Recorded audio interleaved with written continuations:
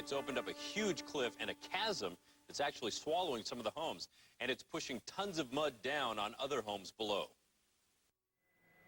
From Sky 8, you get the big picture. Dozens of homes on top of this hill near Kelso are threatened. Many are already destroyed. It's a very serious situation, and it's not just the 55 homes down here. It's 130 homes through this neighborhood, and now there are indications as the rain is beginning to fall that it is even spreading out, and we may have trouble on the other side of the hill. This story just will not go away. People now in 130 homes have 60 to 90 days to just get out, Tracy. Unbelievable situation. Thank you, Gary. A lot of people in this neighborhood hoped the damage would stop once the rain did, but you can see this kind of activity continues. In fact, this home was ripped apart in just the last couple of weeks, most of the damage occurring in about 12 hours. And now the federal government says it won't help.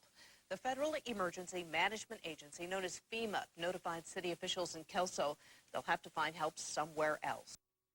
Look closely and you'll see the crack down the center of this home. Below the cliff, dozens more are already damaged. Still more are threatened by the slow-moving slide. Looks worse every time we go there, Pat. This is my house.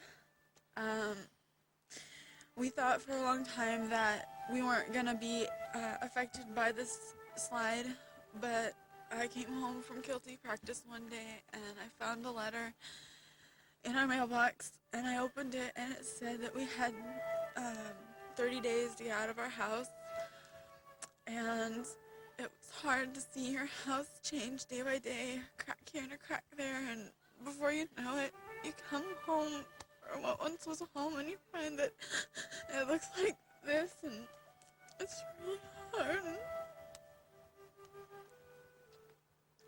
It's just something that should never happen to anybody, and I never thought would happen to me.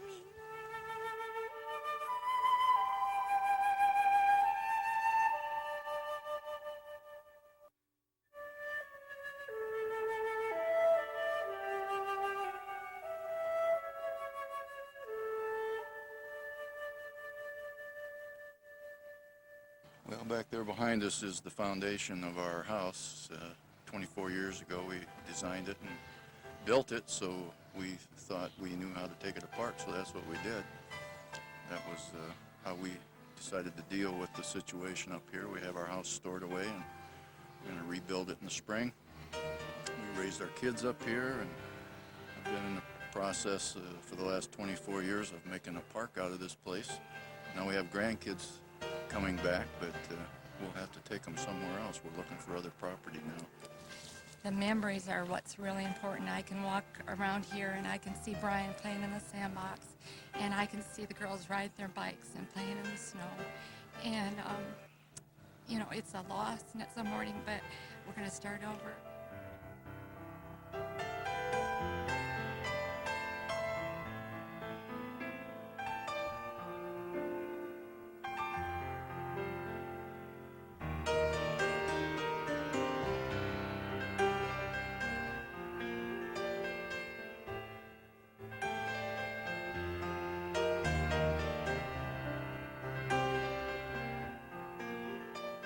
My name is Kay Adams. I'm the city engineer for Kelso. Questions come up about how this landslide started. We've been told by our geologists and our geotechnical people that due to the fact that there have been 3 years of serious rainfall, actually 65% over the normal rainfall, that the water has built up, and the weight of the water along with the bad soils has lubricated the ground underneath, and the landslide therefore started. Once it gets started, it's almost impossible to stop one. It has just continued to move and to destroy things as it goes. You can see behind me that the scarp line is almost 100 feet deep in some places, and it continues to move and to develop at that rate.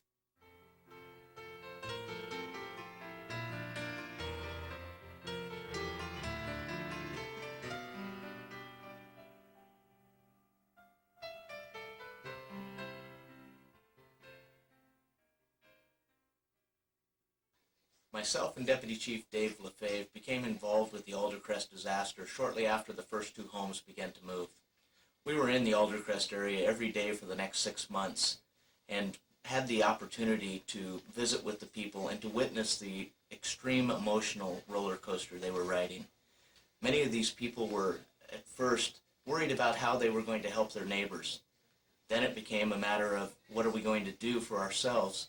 We're now part of this disaster. The financial promises that they experienced and were let down on, the burden of trying to find another place to stay just in case. One story that comes to mind is an elderly couple who had just recently moved here from California, had taken money out of their retirement fund to pay cash to purchase a home in the Aldercrest area. Soon after they had moved into the area, the Aldercrest slide began. Eventually, their home was affected by the slide, and as it began to move, they paid to have their home destroyed so as to not damage the neighbor's house. Unfortunately, a few months later, the neighbor's house that they had tried so diligently to protect was destroyed by the slide. The hardest part, I think, is seeing my mom and the way it affects her, because she's been really depressed about it and sad, and I have to come home from school and see her cry, and that's really hard for me. And the fact that I can't, I don't know, just come home and during the summer and play with all my friends. The hardest part, I think, is that you don't know what's going to go the next day, what's going to happen. You don't know what you're going to be doing the next week, you're going to be moving or if you're going to be still in your house.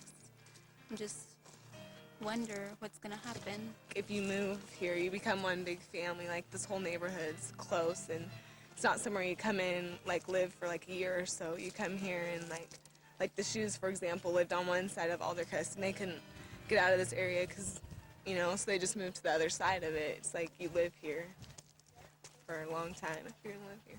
My name's Nathan Shue, and I go to Kelso High School, and that's my old house right there. Lived there for about 14 years. We moved out probably about 2 years ago. Just built a new house right on the other side of the hill, and we're getting kicked out of that house now because of the slide. It's in the danger zone, and it takes 2 years to build. And this house right here I grew up in, and all my childhood memories and everything's just getting washed out down the hill. And all my buddies that lived around here have either moved out already or are moving out pretty soon, and it's just really crazy. It's sad to watch.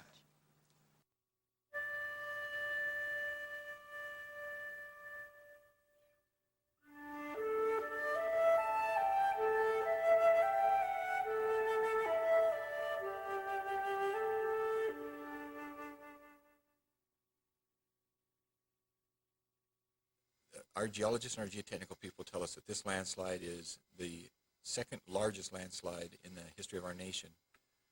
It currently has destroyed 137 homes and is still growing and is still destroying homes as it goes. This landslide is considered to be the most expensive in our nation's history because of the valuation of the houses. I'm Hoffman Smith, and this is my wife Judy. And we lived at 409 Sitka Drive. We've lived there for over 9 years. We moved in when our youngest one was just a year old and Stacy was 6. It was a great neighborhood to raise your kids. They had a lot of fun there, a lot of great memories. We did a lot of neat things to the house to make it our home.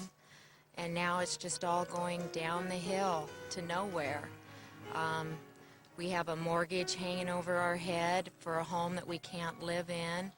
And we thought that we'd have it paid off in a few years and be able to live comfortably. Now we have to start all over again, and we thought we were almost done. I'm a timber faller, and it's a pretty strenuous job. And I was looking forward to trying something else in a few years, having my house paid for, and wouldn't have to make as much money, and I could try something else. Now I'm going to have to, I don't know if I can afford to do that, so this really upset my plans there. I don't know what we're going to do. The people in the Aldercrest area were offered many different loans. Unfortunately, what they need is cash money.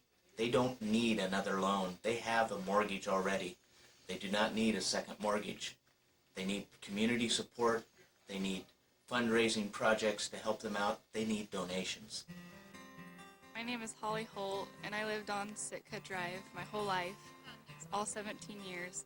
And It's really hard to think that I can't ever come back to this neighborhood where I grew up, and I have so many memories tied into this place. This is where I learned to ride my bike down these hills. We sledded every winter when it snowed here, and we built our tree forts in these trees that are going down with it. It's really hard to know that I can't ever come back and see this place that I hold so close to my heart. And all the neighbors are leaving too, and it's just, you have your own pain, and then you have to share the pain of other people also, and that makes it even harder than just losing your own house. You're losing the whole neighborhood.